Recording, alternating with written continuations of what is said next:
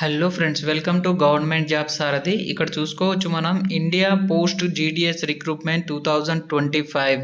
మీకు తెలిసిందే జీడిఎస్ అనేది సంవత్సరానికి 2 సార్లు విడుదలయ్యే నోటిఫికేషన్ అన్నమాట. ఇది భారీ మొత్తంలో రిలీజ్ అయ్యే నోటిఫికేషన్. ఈ నోటిఫికేషన్లో సంవత్సరానికి 2 సార్లు వస్తుంది. ఫస్ట్ వన్ ఒకటి జనవరిలో లేదా ఫిబ్రవరిలో వస్తుంది. సెకండ్ వన్ జూలైలో రావడం అయితే జరుగుతుంది.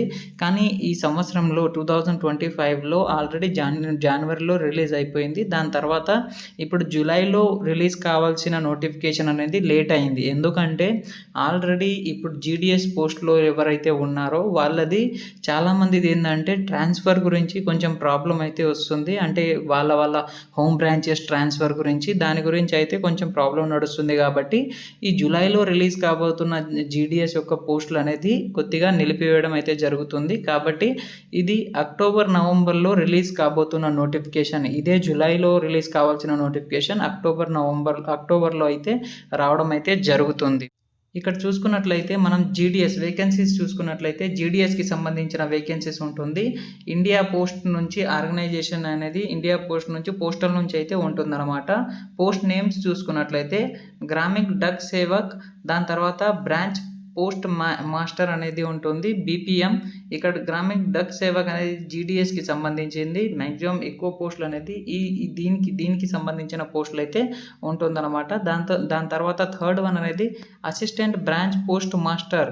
ఇక్కడ చూసుకోవచ్చు ఏబిపిఎం అనేది పోస్టులు అయితే ఉన్నాయన్నమాట. ఈ 3 తరహా పోస్టులు అయితే ఉన్నాయి. దాని తర్వాత చూసుకున్నట్లయితే టోటల్ పోస్టులు అనేది 31,000 పై చినుకు 31,000 పై చినుకు పోస్టులు అయితే రిలీజ్ కావడం అయితే జరుగుతుందన్నమాట. దాని తర్వాత చూసుకున్నట్లయితే అప్లికేషన్ అనేది ఆన్లైన్ ద్వారా అప్లికేషన్ చేసుకోవచ్చు. మీరు ఆల్ ఇండియా నుంచి మేల్ అండ్ ఫీమేల్ ఎవరైనా అప్లికేషన్ అయితే చేసుకోవచ్చు. దాని తర్వాత ఏజ్ లిమిట్ చూసుకున్నట్లయితే మినిమం 18 ఇయర్స్ అయితే ఉండాలి. మ్యాక్సిమం అనేది 40 ఇయర్స్ అయితే ఉండాలన్నమాట. అదే ఎస్సీ ఎస్టీ ఉంటే మాత్రం వాళ్ళకు 5 ఇయర్స్ ఏజ్ రిలాక్సేషన్ ఉంటుంది. ఓబీసీ ఉంటే మాత్రం వాళ్ళకు 3 ఇయర్స్ ఏజ్ రిలాక్సేషన్ అనేది ఉంటుందన్నమాట. దాన్ని కూడా మీరు పరిగణలోకి తీసుకోవచ్చు. దాని తర్వాత మీ యొక్క శాలరీ ఎంత ఉంటుంది? శాలరీ చూసుకున్నట్లయితే 10,000 నుంచి స్టార్ట్ అయ్యి 29,380 రూపీస్ వరకు ఉంటుంది. ప్లస్ అలవెన్సెస్ కూడా మీకు యాడ్ అయి వస్తుంది అనమాట. కాబట్టి ఇక్కడ చూసుకోవచ్చు మీకు అసలు ఎగ్జామ్ కూడా ఉండకుండా మీకు డైరెక్ట్ మెరిట్ ఆధారంగా మిమ్మల్ని సెలెక్ట్ అయితే చేసుకుంటారు. దాదాపుగా బంపర్ నోటిఫికేషన్ ఉంటుంది కాబట్టి చాలామందిని అయితే సెలెక్ట్ చేసుకుంటారనమాట. ఇందులో ఎలాంటి ఎగ్జామ్ ఉండదు, మీరు అప్లికేషన్ చేస్తే చాలన్నమాట. దాని తర్వాత ఇక్కడ చూసుకోవచ్చు మీరు ఇక్కడ చూసుకున్నట్లే అప్లికేషన్ ఫీజ్ అనేది జనరల్ ఓబీసీకి 100 రూపీస్ అయితే ఉంటుంది. Only 100 rupees. మరియు ఎస్సీ ఎస్టీ పీడబ్ల్యూఈ ఎవరైతే ఉంటారో వాళ్ళకైతే అసలు అప్లికేషన్ ఫీజ్ అనేది ఉండదన్నమాట. దాని తర్వాత సెలక్షన్ ప్రాసెస్ గురించి మాట్లాడినట్లయితే ఇప్పుడే చెప్పాను కదా, సెలక్షన్ ప్రాసెస్లో మీకు ఎగ్జామ్ అయితే అసలు ఉండదు. నో ఎగ్జామ్ ఉండదు. Direct document verification. అది కూడా మీరు 10th క్వాలిఫై ఉంటారు కాబట్టి జస్ట్ మీ 10th క్వాలిఫికేషన్ యొక్క డాక్యుమెంట్స్ అవి చూసుకుంటారు. దాన్ని బట్టి మీరు సెలెక్ట్ అయిపోతారు. మరియు మీ యొక్క మెరిట్, మీరు ఆన్లైన్ ద్వారా అప్లికేషన్ చేస్తారు కదా, అందులో మీకు 10thలో వచ్చిన మార్క్స్ని బట్టి మీ యొక్క స్టేట్లో మీ యొక్క డిస్టిక్లో మిమ్మల్ని ఆ మెరిట్ని బట్టి మిమ్మల్ని సెలెక్ట్ అయితే చేస్తారనమాట. దాని తర్వాత ఇక్కడ చూసుకోవచ్చు క్వాలిఫికేషన్ ఏముండాలి. ఇందాకనే చెప్పాను, క్వాలిఫికేషన్ జస్ట్ 10th ఉంటే చాలు. మీకు మంచి మార్క్స్ ఉంటే చాలు, మిమ్మల్ని సెలెక్ట్ అయితే ఈజీగా చేసేస్తారనమాట.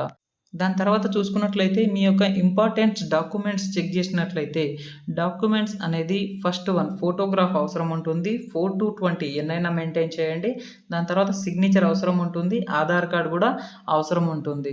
వీటితో పాటు చూసుకున్నట్లయితే ఎడ్యుకేషనల్ సర్టిఫికేట్ అవసరం ఉంటుంది. ఏదైతే మీరు 10th క్వాలిఫై ఉంటారు కదా, ఎస్ఎస్సి, ఈ సర్టిఫికేట్ అనేది అవసరం ఉంటుంది. దాని తర్వాత కాస్ట్ సర్టిఫికేట్ కూడా అవసరం ఉంటుంది. ఎవరైతే ఎస్సీ ఎస్టీ ఉంటారు కదా వాళ్ళకి కాస్ట్ సర్టిఫికేట్.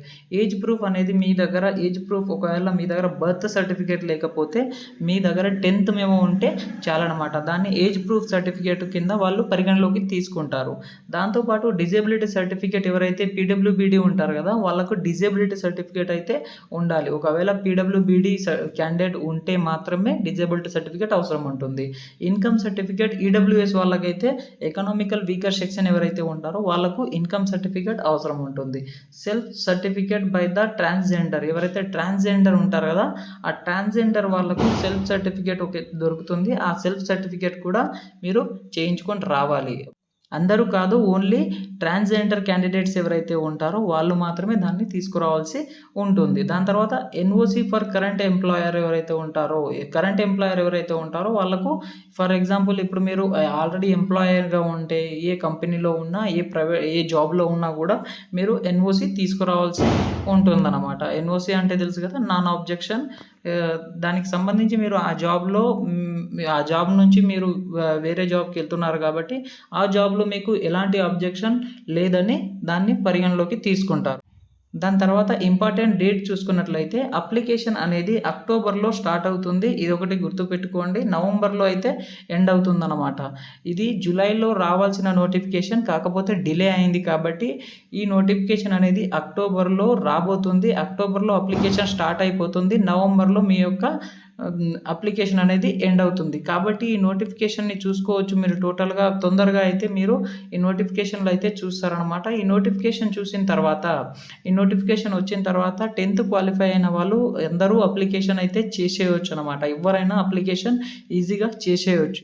మీకు ఈ నోటిఫికేషన్ల గురించి ప్రతి ఒక్క విషయం తెలవాలంటే మాత్రం ఛానల్ యొక్క డిస్క్రిప్షన్‌లో లింక్ పెట్టాను, వాట్సాప్ లింక్. అక్కడ వెళ్ళి మీరు వాట్సాప్‌లో జాయిన్ అవ్వచ్చు. మీకు ఈ నోటిఫికేషన్ రాగానే ఫస్ట్ ఆ వాట్సాప్‌లోనే మీకు ఆల్రెడీ ఆ నోటిఫికేషన్ అయితే ఇవ్వడం అయితే జరుగుతుంది. కాబట్టి మీరు వాట్సాప్ ద్వారా వెళ్ళి గ్రూప్‌లో జాయిన్ అయిపోండి.